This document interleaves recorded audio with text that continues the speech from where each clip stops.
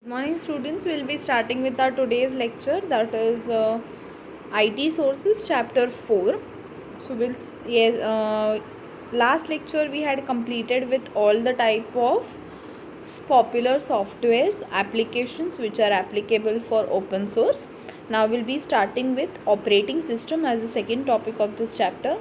So what is operating system? The operating system is most popular program that runs on the computer.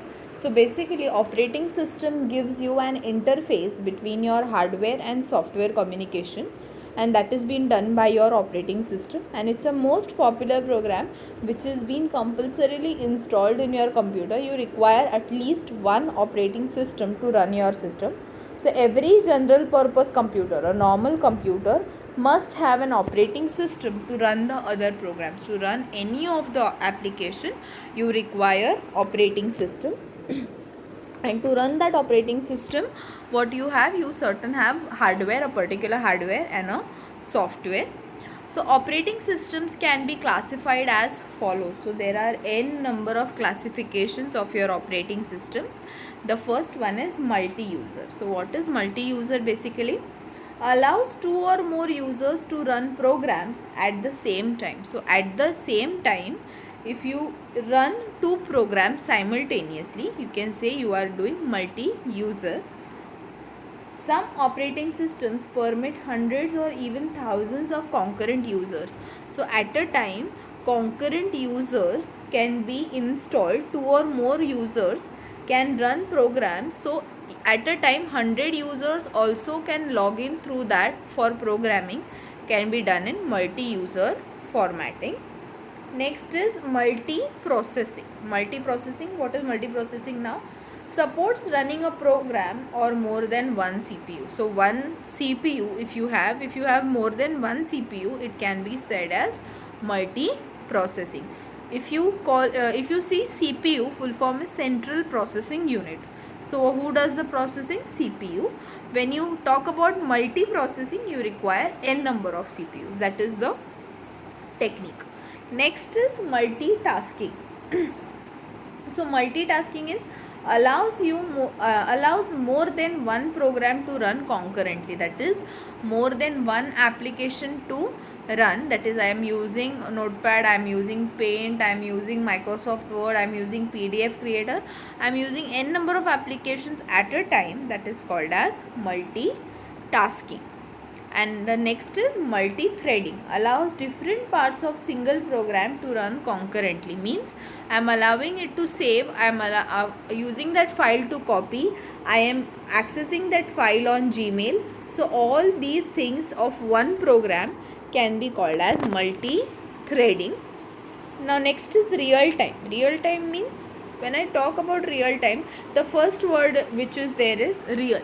Real means at this particular time, what I am doing is I am doing consequently a task, that can be termed as real time. So we will read what is real time. The response to input instantly means if you ask a question, I answer it simultaneously, that can be termed as real time. So for that real time, what you require is instant response to an input, can be termed as real time. General purpose operating systems like DOS, Unix are not real time. So DOS, disk operating system, the older version, the very first operating system, and your Unix operating system are not real time. If you ask them something, you have to throughput through the value so that you can get the output. You will not get those responses in real time. Operating systems provide a software platform on top of which other programs called application programs can run. So generally, what are operating systems? Operating systems run on the top of a system so that through which applications can be used. So you have one operating system, that is Windows. If you want to run any application, you can run those applications at the top of those operating system or those program which is termed as operating system. The application program must be written to run to top particularly operating system, as well as your choice of operating system therefore determines to a greater extent the application you can run. So basically this is totally user's requirement on which he wants to install any of the operating system of his convenience or his choice. Then as a user you normally interact with operating system through a set of commands. So through a set of commands only a person can interact through an operating system, and for which you require typically some commands which you need to know. That is, suppose you want to rename a file, you should know rename command, how to use the syntax. If you want to copy a file, you should know copy command, the syntax of copy and everything. Next is command processor. So you require a command processor from which you can put the commands to interact with the operating system, and that command processor is called as CMD, the command line. So if you cannot access your normal graphical user interface, you can go on command line interface, that is CLI, and you can do the input of values, that is you can interact with the operating system. If you go in the start button and click on search, and if you type CMD and press enter, your command line gets open. So command processor, basically the part of operating system that receives and executes operating system commands, is the command processor. Every operating system has a command processor. Compulsorily every operating system will have a command processor, but the names are different. That is, suppose Windows has CMD, Linux has a terminal, C++ has an interpreter. So there are different different command processor names for different operating systems. Nothing is being compulsorily specified. The next is graphical user interface. So when I talk about graphical user interface, what are the graphical user interface? We'll see. It's a program interface that takes advantage of the computer graphics capabilities to make the program easier to use. Well designed graphical user interface can free the user from learning complex command language. So rather than knowing each and every command what to input using a CLI, you can go for a graphical user interface, that is GUI. And what does GUI give you? A GUI give you and withdraw graphics so that it becomes more easier for the user to use that graphics and can use that particular functions just by clicking, just by accessing, just by opening that file, copying that file, all such things. So what does a GUI have? It has pointer.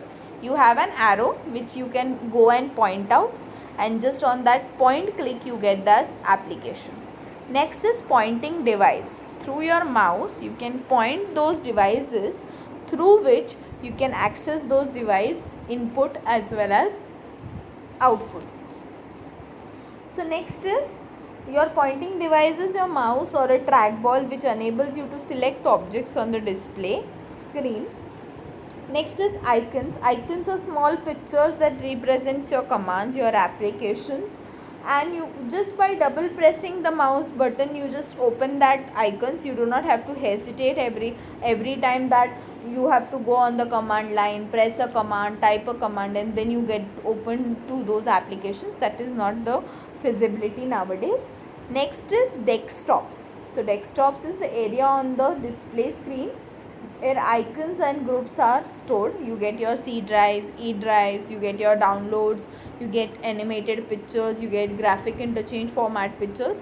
All such things are there on your graphical interface. That is, once you open My Computer, you have an option called as desktop. Next is Windows. Windows is for, you can divide the screen into different areas. In each window you can run different program. Yes, you can run several windows at a time, but the task becomes slow. It does not have a speedy task. So you can run simultaneously at a time 2 to 3 windows also with concurrently different programs. You have menus. Most graphical user interface let you execute commands by selecting a choice from a menu. Yes, obviously you have menus. through which you can just click and perform the function. That is, suppose I want to copy, what do? I will go on that icon, I will select, I will right click, select the copy menu and just go and paste it in the considered direction or considered destination. So menus make it more possible to locate and understand the process. Next is some other operating systems. So when I talk about some other operating systems, I have disk operating system, Windows and Mac OS. So first we'll be going with disk operating system. So disk operating system is the oldest version, I can say, of operating systems. Then in that, which makes computer usable, and it is a program that has to be loaded to a initialized to computer. The single user operating system, it's a single user, it's not multitasking microcomputers, and used by is called as DOS, and because it controls the storage and information details on the disk. So as it stores information and gives you a detailed idea about the disk, that is the reason it's known as disk operating system. DOS is dead except of DOS like commands in Windows. Nowadays nobody uses DOS. DOS can basically only do one thing at a time. So it's a single user, and nowadays we are very upfront in the technology. So single user tasking is somewhere lost, with the exception of terminate, stay, resident programs. So nowadays there are n number of programs which you can run for multitasking, and for which DOS is nowadays not used. Next is Windows. Windows is a general application OS targeted largely at businesses. Nowadays Windows is a very targeted over businesses, organizations, industries, everywhere, in the schools, colleges, everywhere. It has a very wide range of applications. Now Windows can support n number of applications at a time. So its supportiveness is very large, as well as many of which can be downloaded and run free. So many of the programs can be run free, and it is notorious for the number of security holes. It has a lot of security terms and conditions as well to run Windows and to use the Windows function. So with this, we'll stop here for this lecture. We'll continue in the next lecture, because there are n number of more operating systems which I'll be demonstrating in the tomorrow's lecture, and we'll try to complete tomorrow with the whole chapter. Thank you.